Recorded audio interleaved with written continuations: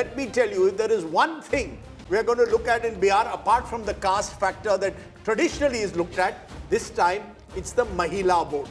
And in a moment, my colleague Preeti Chaudhary is just going to the election intelligence dashboard to tell you just why the Mahila vote in Bihar has never been more crucial. Remember, we've had a record turnout across male and female, and we'll tell you exactly why that woman vote could be critical. Over to you, Preeti. All right, Rajdeep, what we're doing is cumulatively looking at all phases. There were only 2 this time around.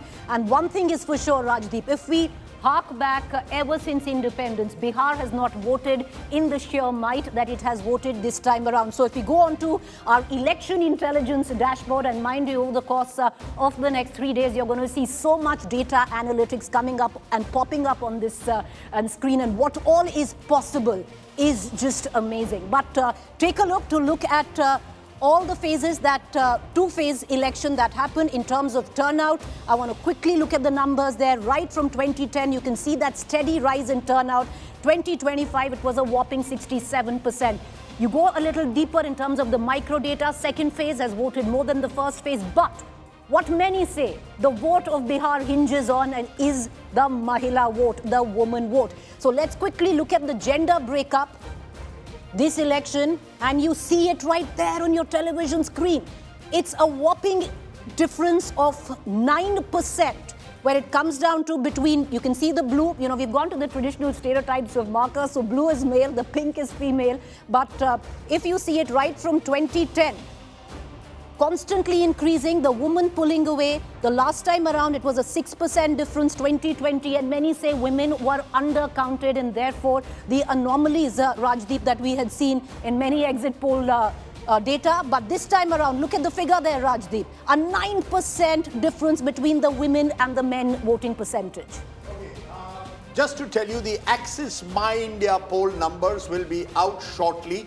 We have the first teaser of the Axis My India poll numbers, and these are percentages. We actually have the Axis My India exit poll percentages. It's giving the NDA at the moment 43% of the vote. 43% of the vote as per Axis My India is going to NDA. Mahagathbandhan of the opposition 41%, so very close. 43%, 41%, you would presume 2% is within the margin of error. The Jan Suraj party is at 4%, others are at 12%. Those are the first key details that we are getting. I also, while we put those graphics up for you, want to tell you, to take off from what Preeti said, remember the turnout from women was about 9% more. How does that translate into total number of votes? 2.47 crore men voted in Bihar. Big numbers, keep it in mind. 2.47 men voted, 2.52 crore women voted.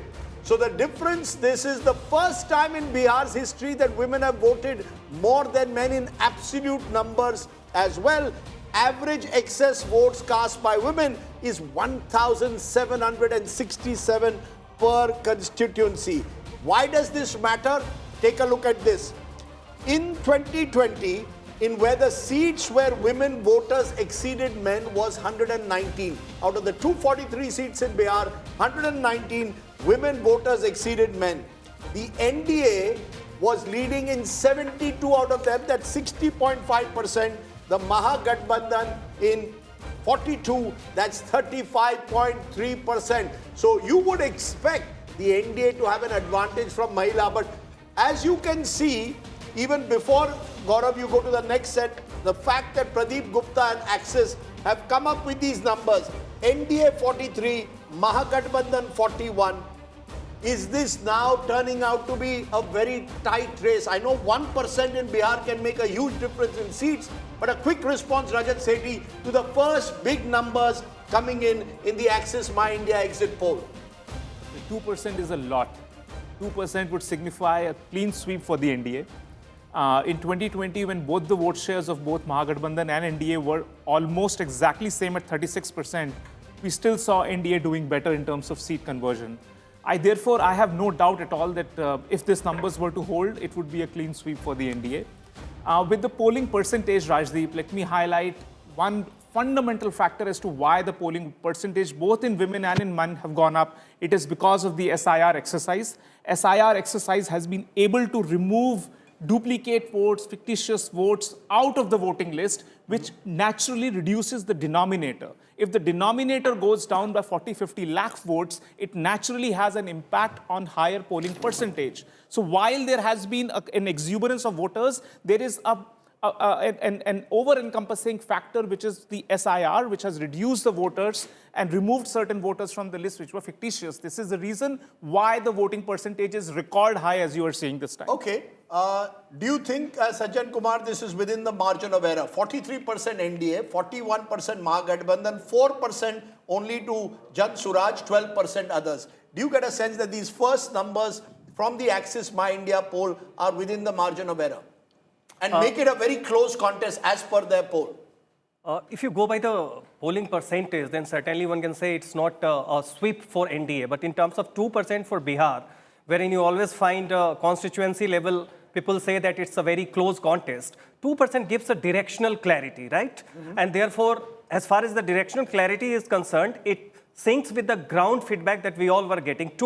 Only discrepancy that we find in this is the others who are getting 12%, because if you see the consistency of others or independents in Bihar, it's in and around 8%, right? So I think this data, 12%, which is going to the other, needs to be factored in. But as far as 2% lead is concerned, I agree with Rajat that it's going to give a directional clarity that NDA is ahead. Okay, we'll wait and see how this is translating into numbers as per the Axis My India poll. But I want to get in quick comments from Manisha and Javed. Manisha, you first there. Do you get a sense that we are now witnessing perhaps a tough fight if these numbers hold, particularly the Jan Suraj at 4%? Should the Jan Suraj be underpolled by some circumstance, this election could change again. Let me not get to the pivot point of Jan Suraj, but let me say that at these numbers, at 41 and 43, it still seems like an election which is about Nitish and which is about Lalu.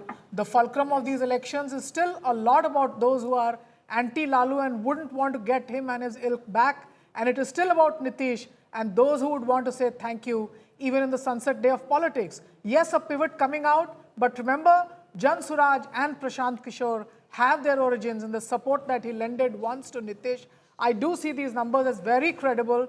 It did seem like a neck-and-neck fight, but the NDA ahead, and that's what the percentages show here. You know what, interestingly, last time, both the main alliances were around the 37% mark. So these numbers would suggest a 6% increase in the NDA. Not surprising, because Chirag Paswan and Upendra Kushwaha have joined the alliance compared to 2020. And it shows even the Mahagathbandhan going up from 37 to 41. Again, not surprising, because this time they've also got the VIP party on their side, who could bring a 3 to 4% possibly to their rank. Javed Ansari, first quick comments. So it's not surprising. It's very much in line with what the reporters from the ground have been telling you, which of course, again, not surprisingly, is at variance with what the pundits sitting in air-conditioned studios have been saying. So I'm not surprised, and I still believe it will go down to the wire. Although having said that, I will also be not surprised if NDA doesn't eventually turn out to be the winner. Okay.